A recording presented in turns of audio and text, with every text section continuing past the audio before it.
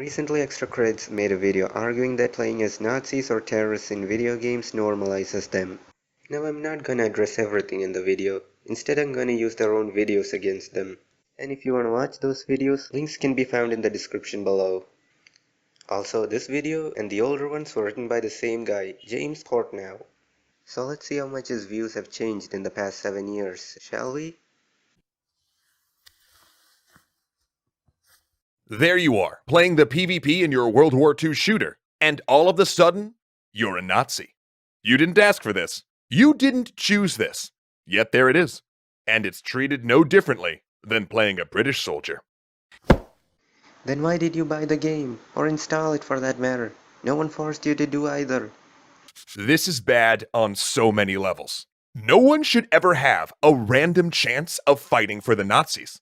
They aren't fighting for the Nazis. They are literally just pixels on a screen. Oh, and on a similar note, let's please stop forcing people to play as terrorists as well. There you are, playing your modern shooter, and all of a sudden you're a terrorist. You didn't ask for this, you didn't choose this, and yet second verse, same as the first. There it is. I mean, that's literally the name of your side in the game. We can do better than this. Even if you put aside all of the people who have had traumatic experiences with these groups, who have lost loved ones to terrorists, or who have had generations of their families wiped out by Nazis. Oh really? Then please explain why you made this video. Let's skip ahead a few months to the relaunch of Medal of Honor. This was another mediocre title that should have passed like a whisper in the night, with nothing but the sighs of disappointed fans to see it on its way. But it didn't. The US Army took umbrage with the idea that Medal of Honor allowed players to play as the Taliban, and you know what? They were in the wrong on that one. You, EA, were in the right. And you know what else? Many of us in the gaming community were willing to fight night and day to see that your game wasn't censored based on the medium that it was in. Many of us were willing to stand with you and fight for the idea that there is no subject that other media can address that you shouldn't be able to. But you left us no ground to stand on. The Army simply pointed to the generally juvenile perception of games and said, "People are giving their lives, you will not treat this with the frivolity of a game." In the end, you caved, and the Army said, "We don't care," and banned it from being sold on US bases anyway. No one should have to put on the costume of an ideology they find abhorrent without actually opting into it in your game. And by making people do so, we get them to stop thinking about it, to stop thinking of the meaning behind these things. We normalize them. We make them just window dressing for entertainment. The same can be said about movies, books, TV shows, yet oddly enough you aren't blaming them for anything. Now, video games are no stranger to controversy by any means. Like most new media, games have experienced their share of growing pains. We've had them all. Video games cause violent behavior, video games encourage crime, video games cause addiction, video games socially cripple children, video games cause obesity, this game's a porn simulator, that game's a murder simulator, games cause this or that school shooting. Good times. It's not fun, but it's all part of a medium's journey to respectability. Now, controversy is bound to keep flaring up as games grow, and there's nothing we can really do to prevent that. That's not what I'm here to talk about. What I'm going to talk about is what we can do. We can make a difference with the way we react to that controversy when it arises, and frankly, that's an area where we need to improve. The sad truth is that game makers aren't weighed on the merits of their work. They're judged by the name of their medium. When controversy arises, our posers don't look at a game studio and see a team of artists. They see a team of toy makers who have gone too far, like a branch of Mattel gone rogue. That the industry is viewed this way is pretty shameful, but perhaps even more shameful is how rarely we stand up for the work we do. Those uniforms, those symbols, become things that no longer inherently revolt us. They reduce our visceral reaction to seeing the embodiment of these ideologies. Now, does this make us totally ignore the history that comes with them? No. But for some people, it moves them from the territory of revolting to just edgy. It makes scrawling a swastika on something change from unthinkable to just dangerous. Which is exactly what you're doing here. Let me give you an example. 6 Days in Fallujah was a third-person combat simulation about the Second Battle of Fallujah. It was being developed by Atomic Games, who intended the game as a sort of documentary. The story goes that Atomic was doing some side work helping the U.S. Marine Corps develop training tools when the battalion they were working with was called away to Iraq. When the men returned, they started telling the Atomic dev team all about their experiences in Fallujah. Now, many of these Marines were young guys who played games, who probably considered games to be one of their comforts out there in the desert. These guys came back and told the developers at Atomic that they wanted people to understand what they had experienced, even just a small part of it. They asked Atomic to make a game about what they had lived through. Now, for those of you who don't know, greenlighting a project like this is a big risk. It's not something you do unless you really, really believe in the project. And to their credit, Atomic went for it. The project was slated to be published by Konami, but after the game was announced, it was met with a hailstorm of criticism. Various groups argued that making a game about the Second Battle of Fallujah would disrespect those that died there, that making a game of such a recent battle was in bad taste. In response to this controversy, Konami decided to bail, and Atomic was left without a publisher. They never found a new one, and the struggling studio pretty much folded soon after. Now, if I may briefly address Konami, you guys are great. I love many of your games, and I know the pressure you're under as a business to maintain your brand. But some things are just more important than that. Now, if you really, really believed from the beginning that 6 Days in Fallujah was in poor taste, you would never have given this game the go-ahead in the first place. I mean, you're not dumb, you don't go around publishing games without thinking about it. And you had to know this game would probably stir a little controversy, so why run for cover at the first sign of dissent? By caving in, you validate all of the accusations. You legitimize slander founded in ignorance, and you guarantee a larger outcry the next time you consider a project like this. Don't believe me? Watch this. Well, there's a lot of controversy over this new video game called 6 Days in Fallujah. Critics are calling the game, which is based on one of the deadliest battles in Iraq, too realistic. For a fair and balanced discussion, I'm joined by the game developer, Peter Tamte, Captain Reed Omohundro, and he led a Marine company in Fallujah and lost 13 men there. He's now an advisor on the game. And Tracy Miller, who's against the game because she lost her son in that battle. Good morning to all three of you. A lot of people see these video games and such that basically, have war involved in them, real life experiences that happened, and sometimes they get kind of a sad reaction to the fact that we would relive this. Why make it into a game? Well, about only half or so of the young adults that we've surveyed are familiar with the Battle for Fallujah. And here we have one of the most historic battles in the history of the country, and most young adults aren't familiar with it. Captain, are you actually saying, because I know you advised on this project, but are you actually going to say that this is a way to honor the men who died that day? Well, I wouldn't necessarily say it's a way to honor the men that died that day. What I would say, it's more of an honor for the people that fought there.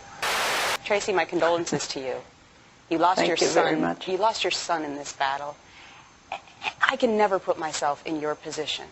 But explain to me whether or not you think that this game is an honor to your son.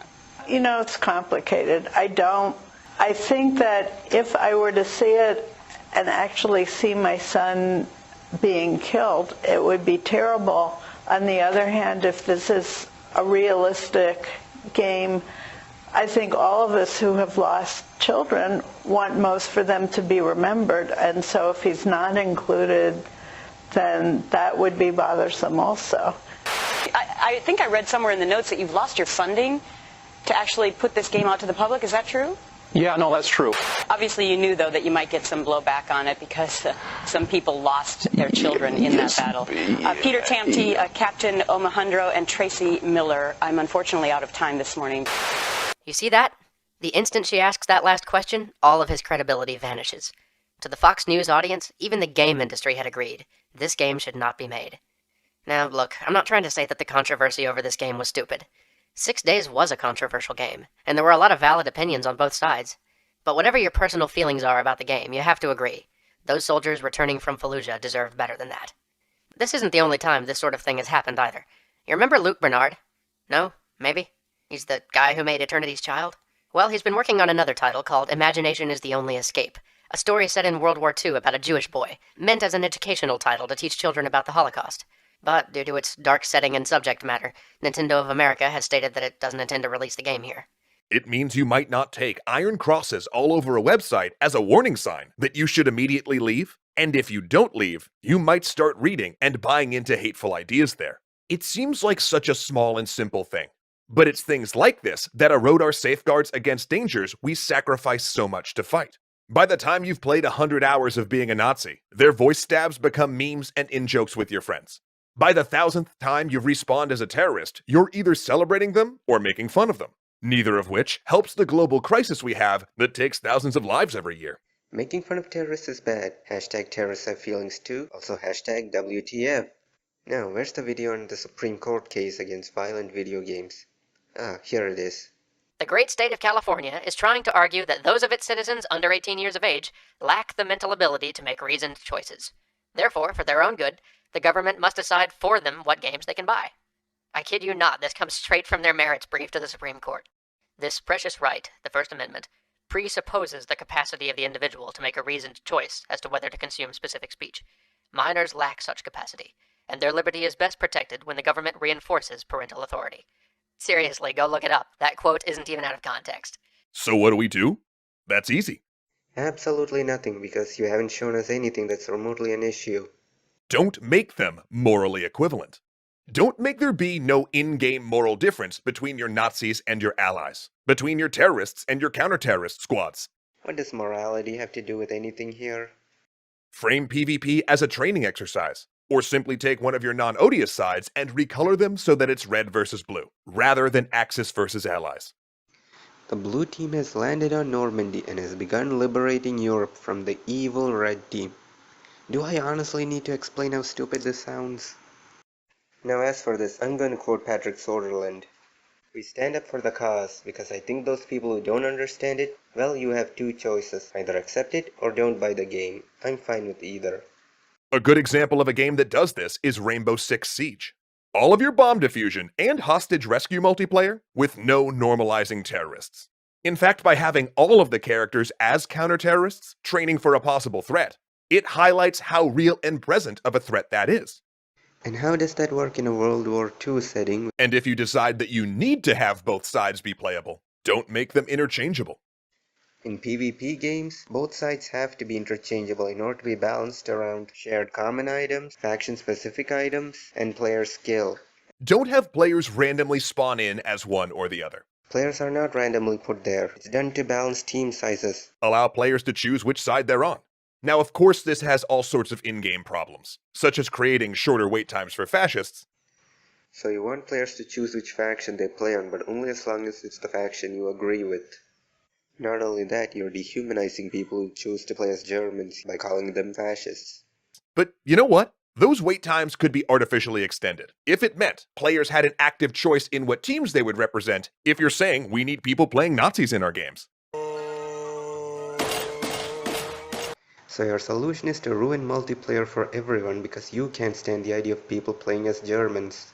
And if you're going to say, but we need it for historical reasons, then your game better actually be historical. You can't really just hide behind the fact you called your desert map El Alamein and say, but it's historical.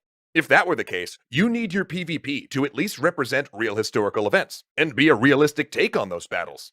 Once you make both sides balanced, it's also no longer historical. And you can't really say that you need Nazis anymore for historical accuracy. Oh, and once you let players get cool weapons that weren't actually at that particular battleground, it's also no longer historically accurate. And you can't declare that your game will suffer if you don't put players in the jackboots of the Third Reich. And once your map is something carefully designed to have good gameplay by a team in a room in San Francisco or LA, and it's not a faithful reconstruction of the actual places the historical events occurred in, you can no longer say we need to have players take up arms in service of terror or hate.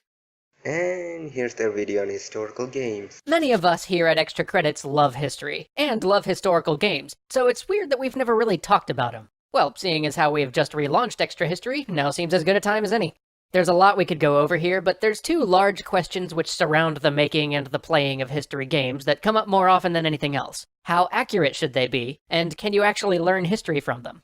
Luckily for us, the questions kinda go hand in hand, don't they? You see, both of these questions and all the debates surrounding them stem from the same key fact. You can never be truly historically accurate in a game because, by its very nature as an interactive experience, in a game the player can change the outcome of history. To me, this isn't really a big problem because that concern comes from an older, slightly narrow view of what it means to learn history. And look, we're not saying we can't have games about World War II or about terrorism. We're not even saying we shouldn't make games where you play as a Nazi or a terrorist.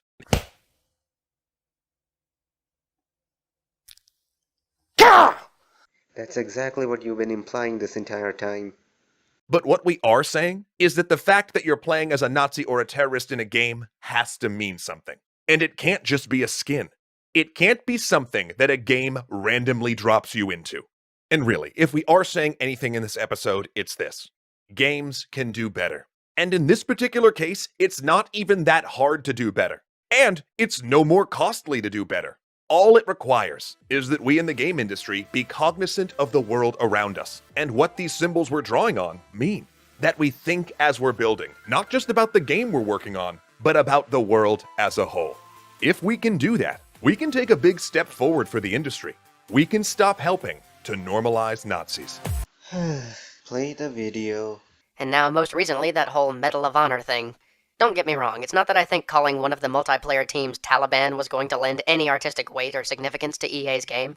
That they used the name in the first place seems like little more than a cheap, controversial marketing ploy, which we know EA isn't above doing. But to decide on that name, knowing that people were going to make a fuss about it, and then cave on it later when people do make a fuss? Thanks, EA, you set us back even further. These games are not being judged because of their content. They're judged because they are games. Countless filmmakers, novelists, and artists have tackled difficult subjects before and been celebrated for it. Topics like war, genocide, sexuality, hatred. Many of these pieces are critically acclaimed, and rightfully so. They dare to explore humanity's dark side, the ugly realities of the human condition. They venture into uncomfortable territory and find the truth hidden within. This is the stuff art is made of. What is it about games that disqualifies them from exploring this harsh territory? I've heard it argued that we need a rebranding, that we need to take on a new title for this medium, kind of like how comic books had to take on the name graphic novel before they started getting the respect they deserved. And maybe we do. Interactive experiences? No. Simulations? No, that doesn't sound right either. Well, while we're at it, we also need to expand the scope of what we do to include more of the human experience and address a broader set of ideas. But before any of that is going to happen, we need to learn to stand up without fear and embrace what our medium has become and what it has the potential to be. We can't keep marginalizing ourselves by pretending we only craft products for children. We are not toy makers. Our work can mean so much more than that. Now, I'm going to quote James word for word here because this is good stuff. This will take real courage from within our industry. It will take the bravery to face critique and the fortitude to weather outcry. It will ask that we expose ourselves to short-term financial risk and that we don't back down from early losses, firm in the knowledge that we are doing right. We will have to be steadfast under the scrutiny of the world and resolute when we are asked to justify ourselves in the court of public opinion. It will ask that, for the moment, we give up ease. But if we can do this, we can do good, real good with our medium. If we do this, we can expand the industry and bring whole new genres within the purview of games. If we do this, we can turn a greater profit while providing more meaningful experiences and reach audiences hitherto unthinkable. If we do this, we can perhaps elevate some small portion of our labor to an art. But if we do this, we will no longer be able to pretend as if what we do doesn't matter. If we do this, we can never go back to the way it was before. Damn, James. Nice. What I'm saying is this. We can't run at every controversy, or hide behind the mantra, we're just making games anymore. If we are to grow as a medium and evolve into something with the social, artistic, and commercial reach of other mass media, we must be willing to stand up as an industry and defend works of merit, rather than meekly abandon them whenever objections are raised. In the words of the ex-ESA president Doug Lowenstein, push the envelope, and don't duck and cover when the shit hits the fan. Stand up and defend what you make. Whatever you may think about 6 Days in Fallujah, you have to give the guys at Atomic credit. They took a risk and stuck to their guns when the going got tough. I hope there are more game developers out there who have the guts to follow that example. And I speak for James, Allison, and myself when I say, to everyone at Atomic, wherever you guys are, we salute you.